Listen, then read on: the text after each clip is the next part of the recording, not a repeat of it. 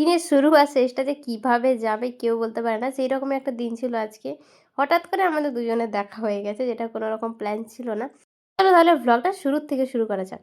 Hello family, good morning. মর্নিংগুলো good খুব একটা হয় না। ভোর ৫ টায় ঘুম থেকে উঠলে আর কার মর্নিং গুড হয় বলো তো? যে মেয়েটা ৭:৩০ ৮টার সময় ঘুম থেকে উঠতো তাকে এখন ভোর ৫ টার সময় ঘুম থেকে উঠে রেডি হয়ে গাড়ি বের করে তারপর আসতে হয়। ওই যে বললাম গাড়ি বের করে ওইটাও একটা চাপের ব্যাপার। ওই গোডাউন থেকে ওই হাতির মতো একটা ভারী গাড়িকে বের করা যে আমার পক্ষে কি কষ্টকর সে বলে বোঝানো যাবে না। কিন্তু এখানে এসে আমার মুডটা আস্তে, আস্তে ভালো হয়ে যায়। এই যে কিউট, কিউট কিছু ঠাম্মা আছে যাদের সাথে আমার বন্ডিংটা ভীষণ ভালো বললাম তার মধ্যে এই একজন। চেকআপ হচ্ছিল আজকে, চেকআপের ডেট ছিল তো সেটাই সকাল, সকাল আমি সেরে নিলাম। এখন অনেকে আছে পরপর সবগুলো সারতে হবে। আর কি বীভৎস পরিমাণে গরম দিয়েছে এই সকাল বেলাতেই। একটু কাজ করলেই যেমন হাঁপিয়ে যাচ্ছি মানে শুধুমাত্র এই গরমের জন্য কি বীভৎস বাজে লাগছে। শুধু আমার না প্রত্যেকটা মানুষেরই এখন একই অবস্থা। আজ আমি তাড়াতাড়ি বাড়ি চলে যাবো এটাই আমার প্ল্যান আছে। সেইজন্য আমি এই যে চটপট কাজগুলো আমার সেরে নিচ্ছি। সারবো বললেও তো আর সারা হচ্ছে না। একের পর এক একজন আসছে আর আজকে চেকআপ যেন সবার একসাথেই ছিল। চেকআপ করে, করে তো আমার অবস্থা খারাপ হয়ে যায়। চেয়ার অবধি বসিনি দাঁড়িয়েই আছি। আজকে সবার ডেট বোধহয় একসাথেই পড়ে গেছে নাকি আমি বুঝতে পারছি না। সবাই কার্ড নিয়ে আসছে। দেখছি সত্যি, সত্যি আজকেই চেকআপের ডেট আছে।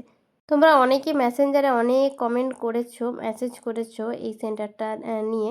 তার মধ্যে কয়েকজন কমেন্টও করেছিলে। কমেন্টেরগুলো তো আমি রিপ্লাই করেছি। তবে মেসেঞ্জারেরগুলো নোটিফিকেশন আমি দেখতে পাচ্ছি। সবগুলো না পেলেও মোটামুটি পাচ্ছি। আগেও বলেছি, এখনও বলছি আমি মেসেঞ্জার ইউজ করি না। তোমাদের যা বলার থাকবে আমাকে কমেন্টে বলো। আমি ওখানেই বলে দেবো, রিপ্লাই দিয়ে দেবো। এমন কিছু তো কথা না যে আলাদা করে কমেন্টে মেসেঞ্জারে গিয়ে বলতে হবে। আমি কমেন্টে বলে দেবো, যতটুকু বলবো তোমরা আশা করি ভালোভাবে বুঝে যেতে পারবে। মেসেঞ্জারে না যাওয়ার কারণেই আমি রিপ্লাইগুলো দিতে পারি না। সেই জন্যই বলি কমেন্ট করবে। ডিউটি সেরে এখন চলে এসেছি গাড়িতে আমার তেল ভরতে। যতবারই তেল ভরতে আসি তখনই আমি ভাবি যে কেন ব্যাটারি স্কুটি নিলাম না ভাই। তেল ভরে ভরেই আমার জীবন শেষ হয়ে যাচ্ছে। প্রত্যেকদিন তেল ভরছি আর সঙ্গে, সঙ্গে উড়ে যাচ্ছে। এরপর এসেছিলাম আমি একটু হডলিংয়ে, এখানেও আমার একটু কাজ ছিল। ওইটুকুটা একটু সেরে নিয়েছি। আর বাইরেটা রোদটা তোমাদেরকে একবার দেখাচ্ছি। দেখলেই যেন এমনিই গা জ্বলে যাচ্ছে ভাই। এত রোদ! এইরকম রোদ কেন দিয়েছে এত সকালে আমি বুঝি না। এতটাও বেলা হয়ে যায়নি এই রোদটা দেওয়ার মতো। রোদটার কোনো লাজ লজ্জা বলে কিছু জিনিস নেই। রোজ এত গালাগালি খাওয়ার পরেও সকালবেলায় বেরিয়ে যাচ্ছে। তারপর বাড়ি এসে নিয়ে খেতে বসেছিলাম। এখন তো চলছে আমার ডায়েট আর আমার সাথে চলে এসেছে আমার বাহন। আমি খাওয়ার আগে ও মোটামুটি এসে খাওয়া শুরু করে দিয়েছে। শান্তিমতো এখন কিছু খাবার খেতে পারছি না। সমস্ত কিছুই বারণ, তার মধ্যেও টুকটাক খাই কিন্তু বেশিরভাগটাই আমি এখন না খাওয়ারই চেষ্টা করি। এখন খাচ্ছিলাম আমি চিড়ের পোলাও যেটা অনেক ভেজিটেবলস দিয়ে মা বানিয়ে দিয়েছিল। প্রত্যেকদিন আলাদা, আলাদা কিছু খাই। তারপর বিকেল বেলায় আমি এসেছিলাম মোমো দোকানে। না, না একা, একা না। একা, একা তো আর মোমো দোকানে এসে মোমো খাওয়া যায় না। আমি অন্তত পারব না। বেশিরভাগ সময় যার সাথে আসি তার সাথেই এসেছি। আমাদের কোনো রকম প্ল্যান ছিল না। আজকে হঠাৎ করে এই একটু আগেই প্ল্যান হলো আর চলে এলাম। ও ওইদিকে গেছে গাড়িটা রাখতে। অ্যাকচুয়ালি ও এসেছিল এক্স-রে করতে। ওর পা মচকে গেছে সেটার জন্যই।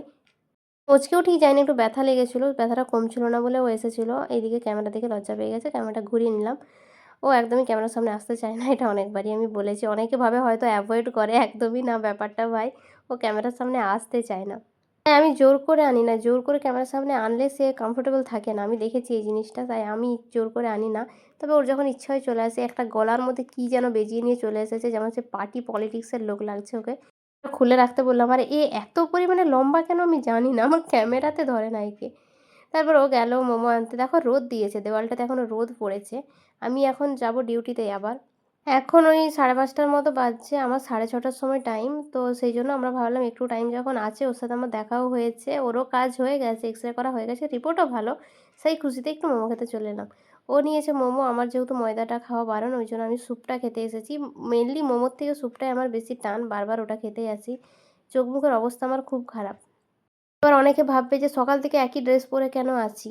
অ্যাকচুয়ালি একটা ভিডিও হাফ হয়ে রয়ে গেছে সেন্টারে, সেটা আমাকে ফুল করতে হতো। সেই জন্যই আমি এই ড্রেসটা আবার পরে এসেছি। হ্যাঁ, এই গরমে নিশ্চয়ই একটা ড্রেস পরে আমি সারাদিন থাকবো না। ড্রেসটা ওয়াশ করা হয়েছে দুপুরবেলাতে আমি যখন বাড়িতে ছিলাম। তারপরে আবার পরে এসেছি। ভিডিওটা আমাকে শেষ করতেই হতো। এবার একটা সুন্দর জিনিস দেখায়। এই দেখো সেম আমার গাড়িটার মতোই আরও একটা গাড়ি। কিন্তু এটা আগের মডেল।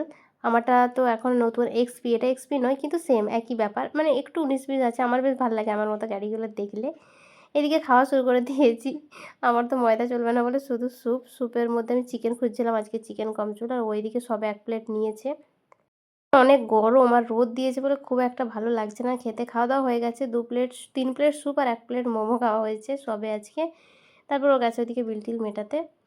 কিছুক্ষণ পর আবার একটা গাড়ি একদম সেম, এটাও আগের মডেল। কিন্তু ওই এন্টর্কেরই আরেকটা গাড়ি এসেছে। ওটা দেখে নিয়ে আমরা বেরিয়ে গেলাম। ও যাবে বাড়ি আর আমি যাব ডিউটিতে। আমি গাড়ি এনেছি কিন্তু আমি দাদার কাছে গাড়িটা রেখে এসেছি। ওর গাড়িতেই চলে এসেছি। সারাক্ষণ গাড়ি চালিয়ে, চালিয়ে আমাকে আর ভাল লাগে না এখন গাড়ি চালাতে। আস্তে, আস্তে রোদ্দুর পুরো কমে গেছে। ঠান্ডা, ঠান্ডা বাতাসও বইতে শুরু করে দিয়েছে। ভালো লাগছে এই রাস্তাগুলোতে যেতে। আর এর গোমড়া মুখে আজকে একটু হাসি বেরিয়েছে। জানি না কি ব্যাপার। ভিডিওতে তো একদমই হাসে না, এমনি গোমড়া মুখো। এই যে ওর পায়ের অবস্থাটা এইরকম, ফোলাটা কমেছে কিন্তু ব্যথাটা আছে। এই জায়গাটাতে ফোলা আছে। দেখাচ্ছিল আমার মাকে। মায়ের সাথেও শালবনীতে ওর দেখা হয়েছে। মাও এসেছিল ভাইয়ের সাথে একটু কাজে। তারপর মা যখন শুনলো তার বেটু এসেছে, তো মা আর বাড়ি যায়নি। একটুক্ষণ দাঁড়িয়ে গেছে। অভিকে মা বেটু বলে ডাকে। ওইজন্য মায়ের সাথে কথা বলছে। আর এই হচ্ছে আমার গাড়ি। আমি দাদার সেন্টারের কাছে রেখে দিয়ে গেছিলাম। দাদা নেই কিন্তু আমি গাড়ি রেখে দিয়ে চলে যাই। যখনই আমি আসি এখানেই গাড়ি রেখে দিয়ে চলে যাই যখন কোনো কাজ থাকে আমার অন্য কোথাও যাওয়ার।